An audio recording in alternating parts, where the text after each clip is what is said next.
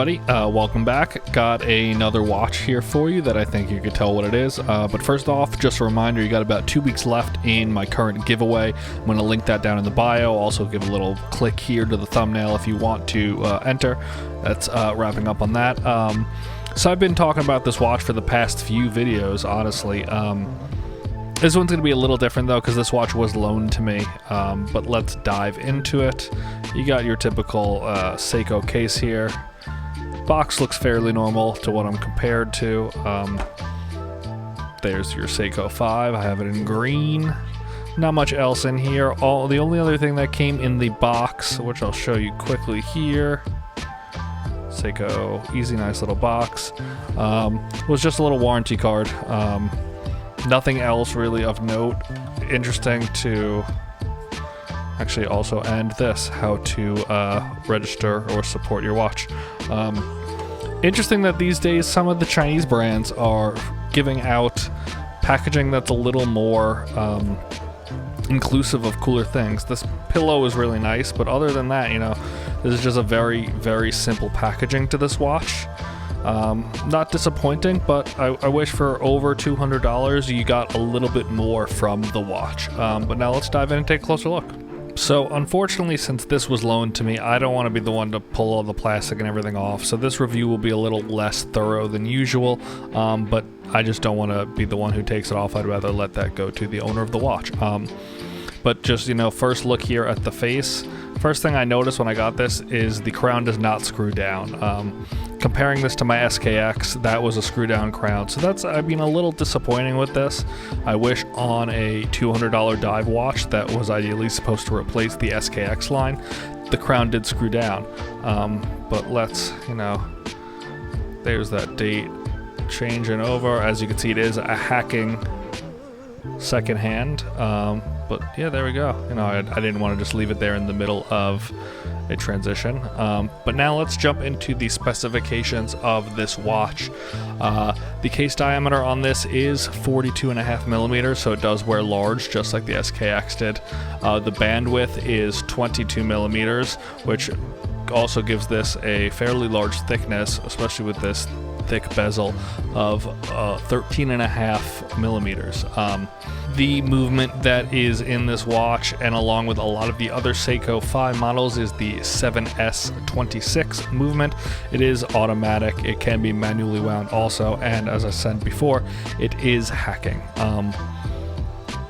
I do love the look of the face. It is, I'll grab my SKX in a second, but it is very reminiscent of it. The green is really cool, and it's kind of, you know, Rolex Hulk-like, where you have the green bezel, and then it almost looks darker in the middle based on what kind of direction you're looking at it from. But I do believe that is the same green. It does mention it is a Japanese movement on there. The bracelet is kind of an oyster-style bracelet. It is, in my opinion, very clunky. It doesn't really taper whatsoever. This clasp is a Seiko stamped clasp. It is also very, very large. Not much going on the case back. It is a see-through display case. Just Seiko, you know, your water resistance, stainless steel, automatic. Very nice. Cool rotor there with the Seiko 5 logo on it, 24 jewels. It's a nice looking case back. I'll give it that. I don't know if I need a see-through case back on a watch like this, but it is quite stunning looking. You know, if I didn't have an SKX, I think this would be a perfectly awesome watch to own.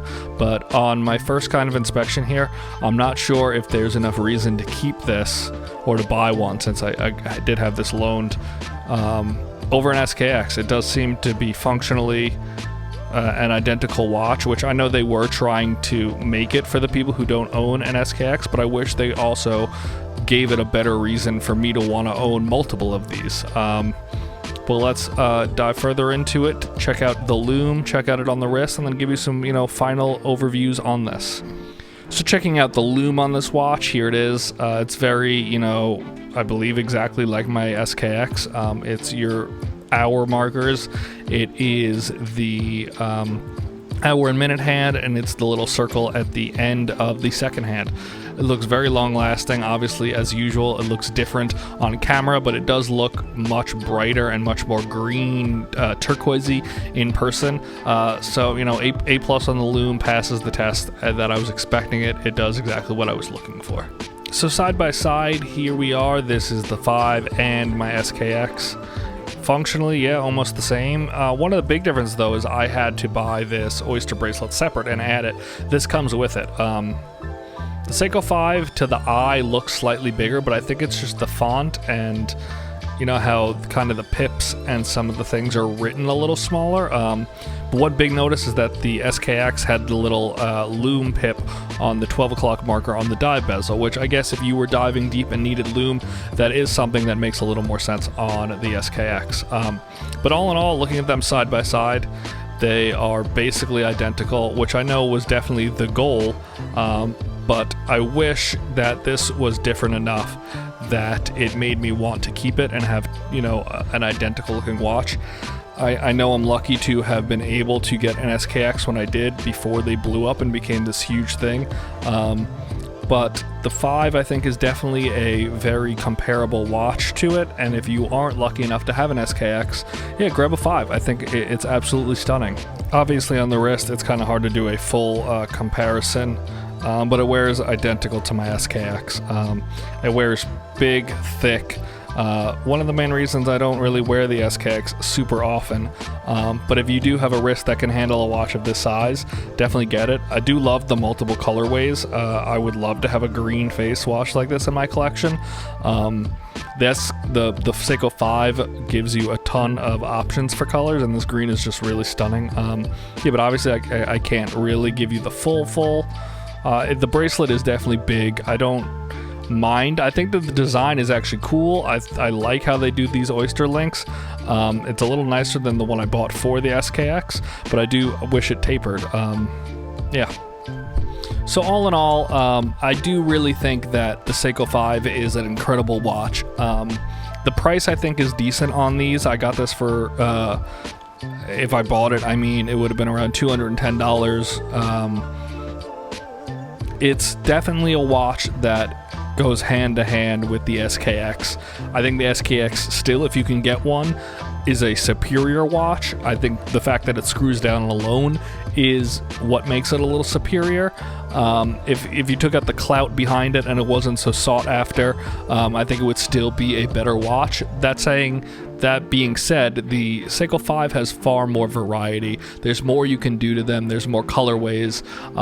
So I do think it's definitely a cool place to get into the watches. Grab one. They are Seikos. They will last forever. They'll take a real beating. But is it better than the SKX? I don't think so. Please let me know if you think I'm totally wrong there. But until next time, guys, enter that contest, and I'll see you then.